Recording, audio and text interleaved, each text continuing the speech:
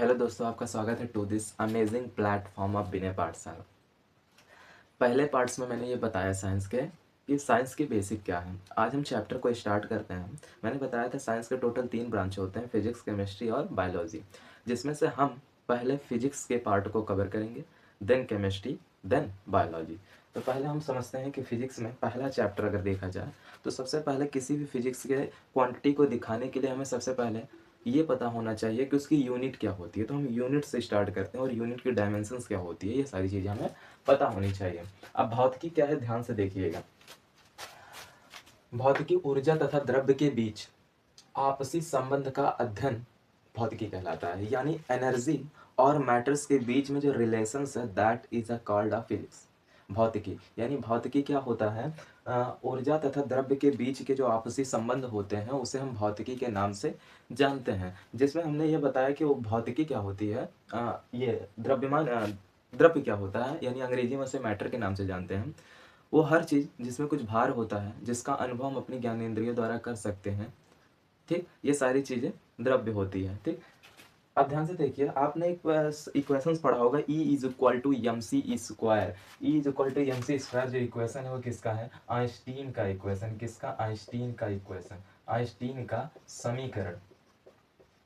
यानी E is equal to M C square क्या है, आइंस्टीन का समीकरण है, जिसमें E एनर्जी है, एम मास है, C is the vacuum of speed of light. यानी C का मतलब यह होता है निर्वात में प्रकाश की चाल। वेरी इंपॉर्टेंट पॉइंट, निर्वात में प्रकाश की चाल 3 × 10⁸ मीटर प्रति सेकंड होता है। एक बात याद रखिएगा, निर्वात मतलब ये होता है वैक्यूम। वैक्यूम का मतलब ऐसी चीज़ें जहाँ ना वायु हो, ना जल हो, ना अग्नि हो, ये सारी चीज़ें ना हो, वो सारी चीज़ें वैक्यूम कहलाती है। फॉर एग्जाम्पल स्पेस में चले जाइए, वहाँ उसे वैक्यूम कहा जाता है। और स्पेस में ही स्पीड की सबसे तेज लाइट होती है, मतलब लाइट की जो स्पीड होती है वो सबसे तेज होती है, 3 × 10⁸ मीटर पर सेकंड। अब ध्यान से देखिए, E is equal to M C square. मैंने ये बताया M is the mass, E is the energy और C इज द निर्वात में प्रकाश की चाल, जो 3 × 10⁸ मीटर प्रति सेकंड होती है। अब ये जो समीकरण आइंस्टीन ने दिया वो सही नहीं है, मैं आगे चल के इसे बताऊंगा। फिलहाल अभी हम पढ़ लेते हैं E is equal to M C square. Exactly ये समीकरण सही नहीं है, लेकिन हम पढ़ते हैं, ध्यान से देखिए। आखिरकार इसका ये इक्वेशन आई क्यों, हमें ये पता होना चाहिए। जैसे मान लीजिए अगर किसी बॉडी यानी किसी ऑब्जेक्ट का कोई मास है, यानी कोई द्रव्यमान है, उस द्रव्यमान के एनर्जी कितनी होगी, that is is equal to M C square. यही is equal to M C square को लगता है। जैसे फॉर एग्जांपल मैंने क्वेश्चन लिया कि 1 किलोग्राम पदार्थ पे ऊर्जा का मान ज्ञात कीजिए। अब ध्यान से देखिए, यहाँ 1 किलोग्राम है, यानी मास इज इक्वल टू आपको दे दिया है 1 kg। ठीक, मास इज इक्वल टू आपको 1 kg दे दिया।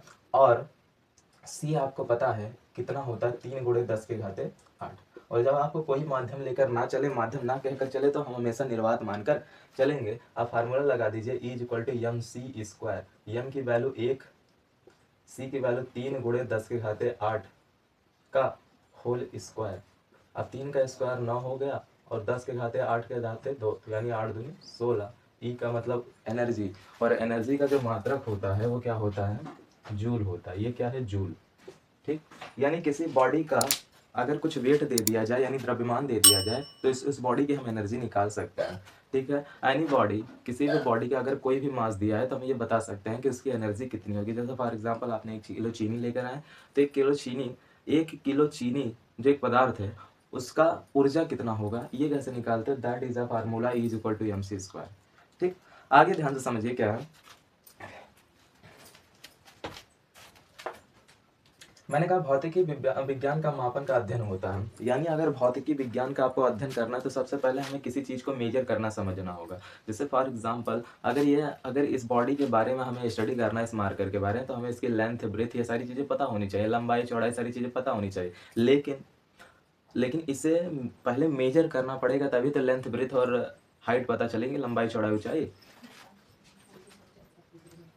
तो भौतिकी विज्ञान मापन का अध्ययन होता है, यानी जब भी मेजरमेंट अगर पूछा जाए भौतिकी विज्ञान क्या है, यानी अगर measurement of any instrument that is of physics, यानी किसी भी ऑब्जेक्ट का अगर क्या नाम है, स्टडी कर रहे हैं, यानी मेजर कर रहे हैं किसी बॉडी को, दैट इज अ फिजिक्स। अब ध्यान से देखिए, किसी भी भौतिकी राशि को व्यक्त करने के लिए 2 ही चीज जरूरी होती है, पहला यूनिट और दूसरा मैग्नीट्यूड, यानी परिमाण और मात्रक। परिमाण की बात कर रहा हूँ, परिणाम की नहीं। अब ध्यान से देखिए, परिमाण और परिणाम में अंतर क्या होता है। परिमाण का मतलब अंग्रेजी में मैग्नीट्यूड कहते हैं और परिणाम को अंग्रेजी में रिजल्ट कहते हैं। जैसे फॉर एग्जांपल आपने पेपर दिया, पेपर में दो कंडीशन है, कि तो आप फेल हो सकते हैं कि तो पास हो सकते हैं, बीच में कुछ नहीं होता, कि तो आप फेल होंगे कि तो पास होंगे। ठीक, अब ध्यान से देखिए, अगर आप फेल हो गए दैट इज अ परिणाम, दैट इज अ रिजल्ट।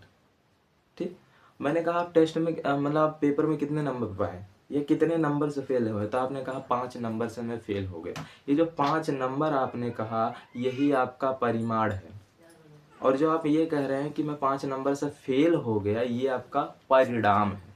परिणाम और परिमाण में अंतर समझ आया होगा। परिणाम का मतलब फेल पास हो गया, और कितने नंबर से फेल हुए यही आपका क्या है, परिमाण। परिमाण का मतलब कोई नंबर, कोई डिजिट, कोई अंक या कोई संख्या। ध्यान समझिए, जैसा फॉर एग्जाम्पल मैंने कहा किसी भी भौतिक राशि को प्रदर्शित करने के लिए राशि क्या होती है। अब ध्यान से देखिए, वो हर चीज जिसे हम माप सकते हैं, गिन सकते हैं, जिसे मेजर किया जा सकता है, जिसे काउंटिंग की जाती है, दैट इज अ राशि, यानी दैट इज अ क्वांटिटी है। अब ध्यान से देखिए, जैसे मैंने लिखा 40 किलोग्राम, इसमें 40 क्या है, 40 आपका परिमाण है और किलोग्राम आपका मात्रक है। किलोग्राम, अगर मैंने केवल 40 कह दिया और मैंने कोई, जैसे मैंने कह दिया 40 चीनी, यानी 40 चीनी, उस यूनिट को, मतलब उस चीज को रिप्रेजेंट करने के लिए कोई तो यूनिट होनी चाहिए। अब मैंने कह दिया 40 किलोग्राम, यानी किलोग्राम जो है ये आपका मात्रक है, और 40 क्या है, 40 एक अंक है ना, तो इसे परिमाण के नाम से जानते हैं। अब ध्यान से देखिए, अब मैंने कहा कि किसी भी भौतिक राशि को पहले प्रदर्शित करने के लिए हमें उसके मेजरमेंट की जरूरत होती है, और हम मेजरमेंट 4 तरीके से करते हैं, यानी मापन पद्धति 4 प्रकार की होती है, एमकेएस, एफपीएस, सीजीएस और एसआई। जो इस टाइम में चल रही है वो एमकेएस चल रही है और एसआई चल रही है। एफपीएस पुराने जमाने में चलता था। अब एफपीएस क्या है, एफ का मतलब होता है फुट, एफ का मतलब फुट, पी का मतलब पाउंड और एस का मतलब सेकंड। यहाँ सेकंड का मतलब समय है, पाउंड का मतलब द्रव्यमान और फुट का मतलब लंबाई। अब ध्यान से देखिए, पहले क्या होता था, द्रव्यमान को फुट में नापा जाता था, और इसके बाद समय को सेकंड में मापा जाता था, और फुट को, लंबाई को फुट में मापा जाता था। ठीक, इतनी चीजें। और पूछा जाता है वेरी इंपॉर्टेंट पॉइंट कि एफपीएस, यानी जो एफपीएस है, एफपीएस पद्धति को किसी और नाम से जानते हैं, तो इसे ब्रिटिश पद्धति के नाम से जानते हैं, क्योंकि ये जो पद्धति बनाई थी, जो सिस्टम बनाया गया था, वो अंग्रेजों द्वारा बनाया गया था, और अंग्रेज हमारे ब्रिटिश से आए थे, इस नाते इस पद्धति का नाम हमने ब्रिटिश पद्धति रख दिया था।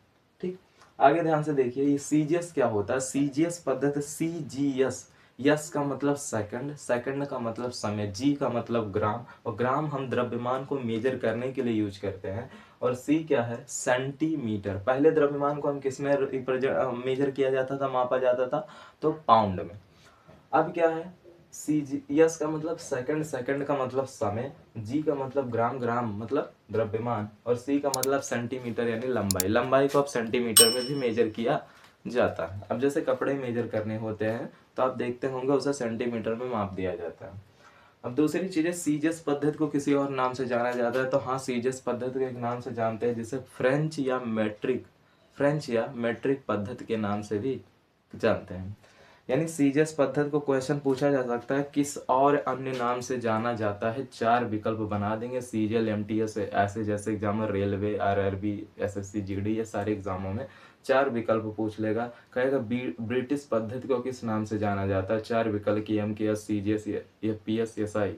तो ये आपको पता होना चाहिए, जो एफपीएस है उसी को ब्रिटिश पद्धति के नाम से जानते हैं। और सीजीएस क्या था, सीजीएस का मतलब ये होता है कि इसे फ्रेंच या मेट्रिक पद्धति में भी मापा जाता है, यानी इसे एक नाम से जानते हैं, फ्रेंच या मेट्रिक पद्धति के नाम से भी जानते हैं। क्वेश्चन पूछा जाता है ऐसी कौन सी पद्धति, यानी ऐसा कौन सा सिस्टम है मेजर करने का जिसे हम फ्रेंच पद्धति के नाम से भी जानते हैं। 4 विकल्प बना देगा, एमकेएस, एफपीएस, सीजीएस और एसआई। तो आपको सीजीएस पर टिक करना रहेगा। ठीक, आगे ध्यान से देखिए, और ऐसे सवाल मैं आपको दिखाऊंगा, ऐसे सवाल एसएससी में आते हैं, रेलवे में आते हैं, एनटीपीसी जैसे, आरआरबी, जीडी, आरआरबी में, ऐसे एग्जामों में आते हैं। अब एमकेएस देखिए, तो यस का मतलब होता है सेकंड, के का मतलब होता है किलोग्राम, एम का मतलब होता है मीटर, और मीटर का मतलब यहाँ लंबाई को मेजर करने के लिए मीटर का यूज किया जाता है, द्रव्यमान को यूज मेजर करने के लिए किलोग्राम, और आज सबसे ज़्यादा जो चल रही है सिस्टम वो MKS सिस्टम ही चल रहा है। ठीक, यह समय का मतलब सेकंड, यानी पुराने ज़माने में भी समय को सेकंड से मेजर किया जाता था, आपके ज़माने में भी समय को सेकंड से ही मेजर किया जाता है। इसे हम मैट्रिक पद्धति के भी नाम से जानते हैं। अगर स्पेशली आपसे पूछा जाता है कि मैट्रिक पद्धति कौन कौन सी है, तो मैट्रिक पद्धति दो है, एक CGS है और एक MKS है। यानी दो पद्धति मैट्रिक पद्धति के नाम से जानी जाती है, एक CGS है और एक MKS। अगर पूछा जाए फ्रेंच पद्धति किसे कहते हैं, तो फ्रेंच पद्धति CGS को कहते हैं। और अगर पूछा जाए ब्रिटिश पद्धति किसे कहते हैं, तो FPS पद्धति को हम ब्रिटिश पद्धति के नाम से जानते हैं। ऐसे एक सिस्टम और होता है जिसे SI सिस्टम कहते हैं, इंटरनेशनल सिस्टम ऑफ इंटरनेशनल, यानी इंटरनेशनल सिस्टम होता है, अंतरराष्ट्रीय पद्धति होती है। अंतरराष्ट्रीय पद्धति में कुछ यूनिटें बांटी गई हैं। हेलो दोस्तों, आपका स्वागत है to this amazing platform of Bina Pathshala. आज का हमारा टॉपिक है, इससे पहले हमने 3 प्रकार के सिस्टम्स को पढ़ लिया, SI मतलब MKS, CGS, FPS। FPS एक प्रकार की ब्रिटिश पद्धति थी, CGS फ्रेंच पद्धति थी और MKS मैट्रिक पद्धति थी। अब SI पद्धति क्या है जो इस समय चल रही है? SI का मतलब होता है अंतरराष्ट्रीय पद्धति, सिस्टम ऑफ इंटरनेशनल। अब ध्यान समझो, यह MKS पद्धति का एक विस्तृत रूप होता है। सन 1971 में फ्रांस की राजधानी पेरिस में माप तौल के दौरान अंतर्राष्ट्रीय अधिवेशन में SI पद्धति को मान्यता मिली थी तथा SI प्रणाली के आधार पर 7 मूल राशियां थी। जिन मूल राशियों के मात्रक थे, शेष मात्रक इन्हीं मात्रकों से मिलकर बने होते हैं, और जब मूल राशियों को मिला देने पर कोई दूसरा मात्रक फॉर्म हो जाता है तो उसे व्युत्पन्न राशियों के मान से जाना जाता है। क्वेश्चन पूछा जा सकता है कि 1971 में यह पूछा जा सकता है SI सिस्टम्स को कब अपनाया गया था, तो फ्रांस की राजधानी पेरिस में SI सिस्टम को अपनाया गया था 1971 में।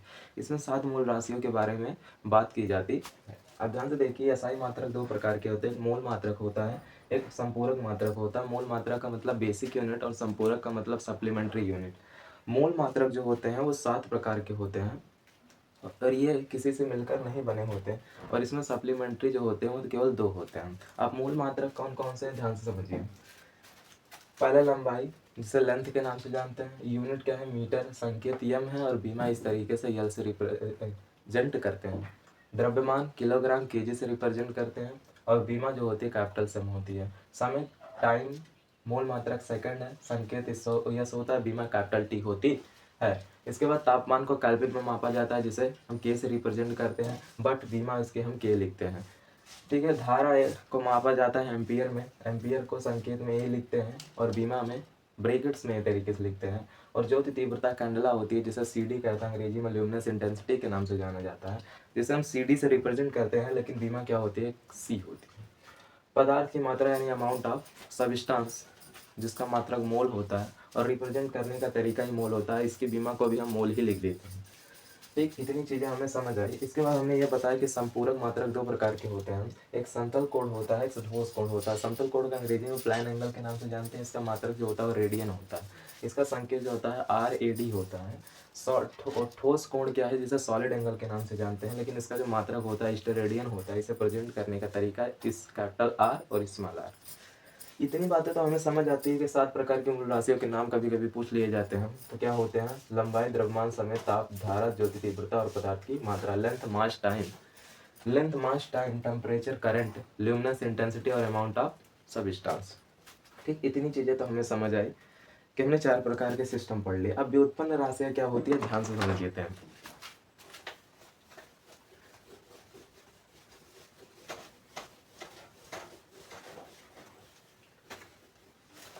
अब ध्यान से देखिए, व्युत्पन्न राशियाँ क्या होती है।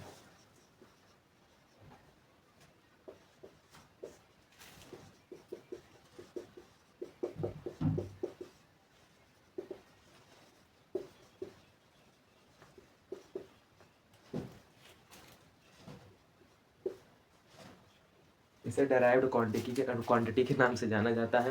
जो व्युत्पन्न राशियाँ होती है वो मूल मात्रकों से मिलकर ही बनी होती है। जैसे पहले एग्जाम्पल्स की बात करते हैं। जैसे मैंने कहा चाल, जिसे अंग्रेजी में आप स्पीड कहते हैं। चाल बराबर होता है दूरी बटा समय, यानी speed equal to distance upon time. अब ध्यान से देखिए, दूरी तो एक लेंथ है ना, और लेंथ को हम किससे रिप्रेजेंट करते हैं? बीमा लिख रहे हैं इसकी, यानी हम व्युत्पन्न राशियों की बीमा लिखना सीख रहे हैं। बीमा कैसे लिखेंगे? तो यल हो गया, और समय का जो मात्रक होता है वो कैपिटल टी से रिप्रेजेंट करते हैं। ठीक, अब ये टी जब ऊपर जाएगा, यहाँ टी के पावर 1 है, जब इसे ऊपर ले जाएंगे तो टी के पावर -1 हो जाएगा। तो चाल की अगर बीमा पूछा जाए तो यल टी के पावर -1। अब आगे देखिए, वेग बराबर विस्थापन बटा समयांतराल। वेग को अंग्रेजी में वेलोसिटी कहते हैं। Velocity is equal to displacement upon time. Displacement को हम लिखते हैं यल, समय को हम लिखते हैं टी। तो इसे जब ऊपर ले जाएंगे तो इसकी बीमा हो जाएगी यल टी के पावर -1। इतनी चीजें हमें समझ आती है। अब ध्यान से देखिए, जैसे मैंने त्वरण की बात कर दी, त्वरण बराबर होता है वेग परिवर्तन की दर बटा समयांतराल। देखिए, बीमा तभी आप निकाल पाएंगे जब आपको पूरी तरीके से कंप्लीटली फार्मूले वो चीजें आती रहेंगी। वेग परिवर्तन की दर, यानी वेग की हमने बीमा निकाली क्या है?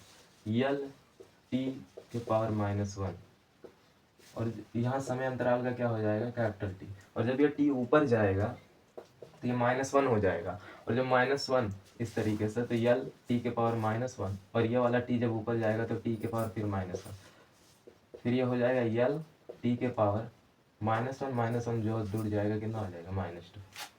यानी चाल बराबर दूरी बटा समय होता है।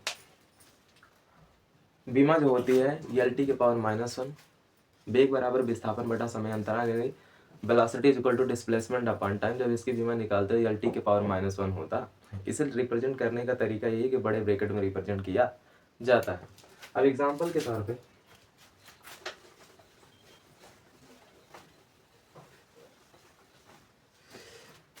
मान लीजिए मुझे बल निकालना है, बल की बीमा मैंने पूछ लिया, तो बल की बीमा निकालेंगे कैसे? अब ध्यान से समझिए, हमने पढ़ा होगा एक formula, F is equal to M A. यहाँ F क्या है? बल, m क्या है? द्रव्यमान, a क्या है? त्वरण। अब हमें F की बीमा चाहिए, F। अब ध्यान से देखो, इसे हम बल कहते हैं और इसे हम माँ कहते हैं, यानी याद करने का तरीका क्या होगा? बलमा। उम्मीद करता हूँ समझ पा रहे होंगे। यानी हम ध्यान से देखिए, इसी को न्यूटन का सेकंड लॉज कहते हैं, लेकिन ये गलत है। न्यूटन का सेकंड लॉज ये है ही नहीं। टाइम के रिस्पेक्ट में अगर मोमेंटम को चेंज कर देते हैं, अगर टाइम के रिस्पेक्ट में अगर समय को बदल मोमेंटम मतलब संवेग को बदल देते हैं हम, तो हमें जो क्वांटिटी मिलती है वही न्यूटन के सेकंड लॉज फॉलो करती है। लेकिन ये इक्वल टू ये नहीं है, ये तो रिजल्ट है। अब ध्यान से देखिए, तो ये कहना गलत है कि न्यूटन का second law F is equal to M A होता है। अब ध्यान से देखिए, F की बीमा निकालें। द्रव्यमान को मैंने बताया किससे रिप्रेजेंट करते हैं? त्वरण को अभी हमने निकाला किससे? यल टी के पावर -2 यल टी के पावर -2।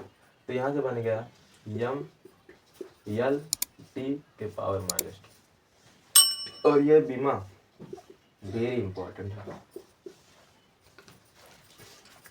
ये बीमा जो है बहुत इंपॉर्टेंट है। बल बराबर होता है मास इंटू एक्सीलरेशन, यानी बल बराबर होता है द्रव्यमान गुणे त्वरण।